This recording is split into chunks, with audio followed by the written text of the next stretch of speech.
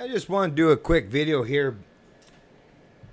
Now that the word libertarian is going to be thrown around quite a bit here, more than you're used to, because especially in the U.S. you got Rand Paul running for president. Just announced, was it earlier this week? Just announced that he's going to run.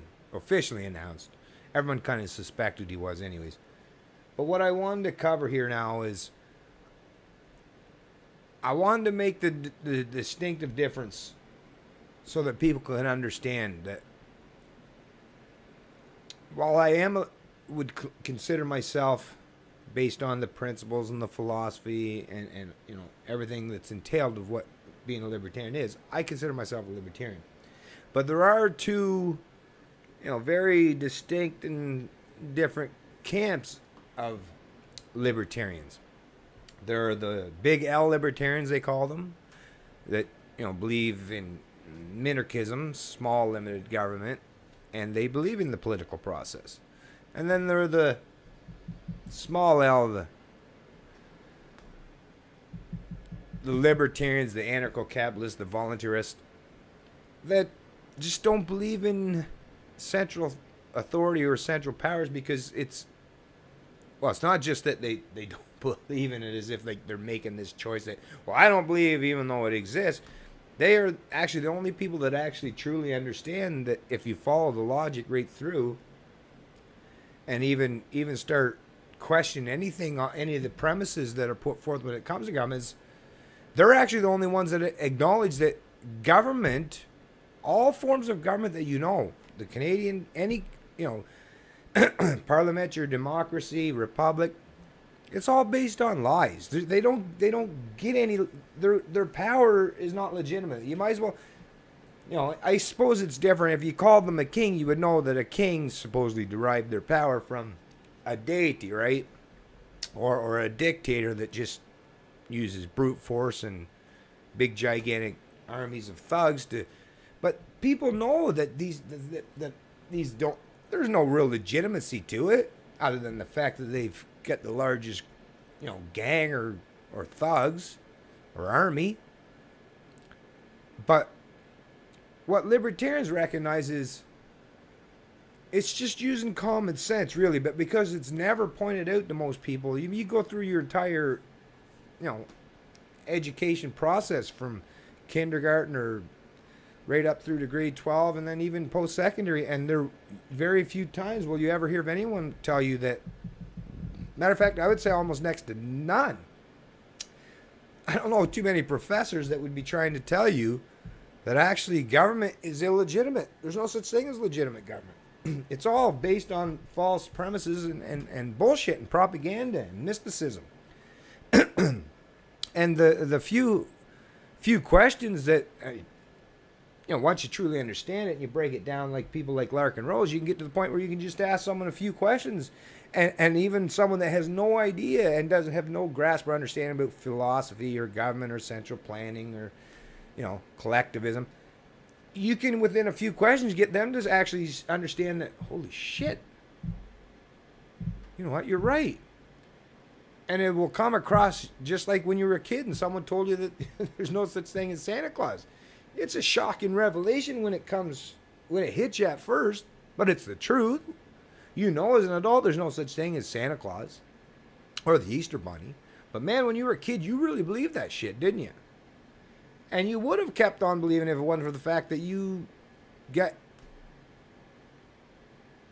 enough proper information and evidence and testimonies to say, yeah, that's not true at all.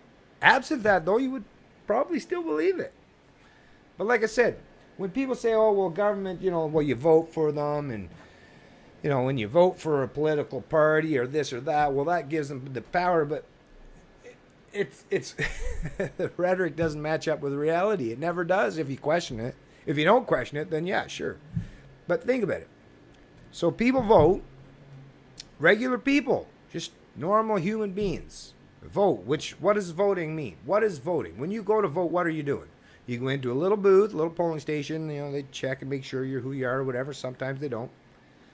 And you go and you're given an option to pre-select from candidates from political parties in Canada, and you check off their name, and by checking off their name, whoever gets the most, in a parliamentary democracy such as our own, is whoever gets the plurality, the majority of the names checked off, they end up getting power. But the very checking off, think about it. So, I mean, the best way to explain how that's an impossibility is, well, do you, the voter, as a voter, which represent all of Canadians, well, I mean, I think there's only 14 million of the 35 or 24 million that, but still, out of these 14 million people that vote, so when you go, well, do you as the voter, well, do you have the right or authority to steal from your neighbor, your fellow Canadians, to provide for what you want? Well, obviously not. If you went over to your neighbor and started, taking his money or anything that he owns of value to supplement what you want, I mean, that's crime. That's called theft. It's called theft. Nor do you have the right or any legitimate,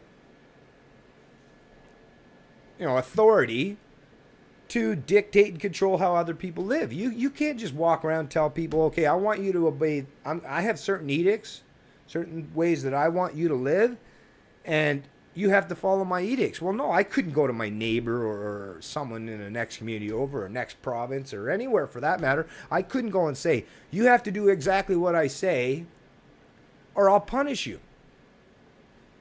If you don't do what I say, I'll punish you. I don't have that right. Now, if I don't have that right, how can I give that right to anyone else? How can I write someone's name on a piece of paper and give them that authority? Whether it's an individual or a political party, which is a group of individuals, how does someone that has no legitimate claim of authority grant another individual or group that authority? But see, this is the thing. Nobody ever points this shit out to us when we're younger, so we don't understand the difference. But if you think about those two questions, which is, if I don't have the right to use force or coercion or theft against another person, and I don't have the right to ask, a friend of mine or someone else or a neighbor, or, I don't get to go petition in my community and get, this individual, that individual to act on my behalf, to steal or to coerce or to control or to dictate how other people live. If I can't ask those people to do that on my behalf, it would be considered illegal, immoral, and obviously improper. And there'd be no legitimate claim that I had the right to do that. Nor do I have, I can't go and ask a gang, a group, no matter how big. It could be a group of 10 or a group of 1,000. I don't have the right to ask them to initiate force, violence, or theft on my behalf either. So I don't have the right to do it myself as just a regular person. I don't have the right to ask someone else, another individual, to do it on my behalf. Nor do I have the right to get a group to do the same things that I'm not allowed to do on my behalf, because they're just people too. So then how does government get its legitimacy? I mean, that's the fourth question. After you get through the first three, I'm not allowed, I can't get someone else to, and I can't get a group to do it. How do political parties get their legitimate claim on power or authority? Through voters, by people. So I don't have the power or the authority to do any of the things, but somehow I can grant someone else the authority to do the things that I'm not allowed. Do you get that? Does that start to make a little bit sense now? A little bit? Like I said, there's a lot more to it you actually have to understand. And the reason why I'm to the point now where I can say these kinds of things with confidence and know that I'm being completely honest and straightforward with people is because, I've spent thousands and thousands and thousands of hours in recent years making sure that I fully understand what I'm talking about here. Which I know it seems crazy because, those four questions are something that actually, but until you to get to this point, yeah, it's hard to get to this point because there's so many things that are thrown at you. You know, I mean, you can't imagine how much shit, how much stuff I've had to learn to even get to this point. It's overwhelming, to be honest, and it takes a lot, and it takes a commitment. So I understand how not everyone will go to that extreme to understand these things. But when you have people like myself that have put that work and time and effort into it, and I understand it enough to be able to make it simple, because that's the thing. Politicians and well, people that are trying to lie to you and trick you, they try to make everything as confusing as fuck. That way that you'll feel like, well, I can't really give an honest opinion on this, so I'll yield to the authority on the subject. But this is the thing. When you understand things, you can speak to them without having to get so technical. Actually, the less informed I was at the beginning, the more technical I tried to act, you know, to make up, compensate for the difference, which I guess we all kind of do to a certain degree. But now that I understand it fully, I don't have to make up all these, you know, big fancy sounding or technical terms. I could just speak in layman terms that anyone can understand and point out the obvious. That there's no such thing as legitimate central authority to control other people.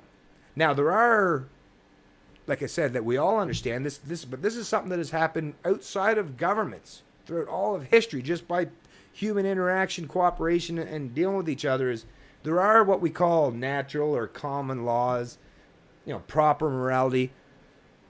You could go around to most people, unless they're sociopaths or admitted psychos, that everyone would agree. You know, you have no right to inflict harm on other people that haven't caused harm to you. You know, to rape them, assault them, kidnap them, murder. I mean, you have no right to aggress against people that have not aggressed against you. Right? These are easy things that we're taught even as a kid. I mean, so they're very easy to understand. Morality is not that difficult. Bureaucrats, politicians, people in academia want to make it as difficult as humanly possible so that the regular people don't question. They just put their head down, bow to conformity, and accept that there are people that are so much wiser than they are that they have to yield to their knowledge. Well, I'm here to tell you that that's fucking bullshit. Even 5-year-olds I could put a 5-year-old that understands these concepts and challenge even some of the greatest minds that come out of academia. And if the kid is decent enough at being truthful and honest and straightforward and not allowing someone to try to use political doublespeak to manipulate or you know, play a little sleight of hand with what's being discussed, they will be able to educate all the, like I said, I'm at the point where I don't think everyone in academia or politicians or these central I think some of them actually know this. And if you know your history, then I'm pretty sure that most of them actually understand this. But they still believe in central authority. They still believe of giving certain human beings the right to control and dominate others. So they'll yield their morality, they'll yield common sense, reason, or logic for conformity, mysticism, as long as it benefits them. So, Canadians, I want to tell you now, I've explained it to you, I've given you enough information, and I mean, like I said, you can use that as a springboard. Seek out more information. See if you can prove them wrong. No one has ever done it when it comes to how you can give people in government the authority that they supposedly attain through voting. No one can do it. Why? Is because it's, you know, magic does not exist. We're all human beings. Every one of us, we're just human beings. We don't have no special powers. You know, a politician is has no exceptional powers outside of what you or I have. So, yeah, we really need to start holding these people to account. We need to really start making people think critically so they can understand some of the bullshit they're told on a daily basis. And we got to really wake up to this kind of stuff. This is the Canadian Libertarian, and I love liberty.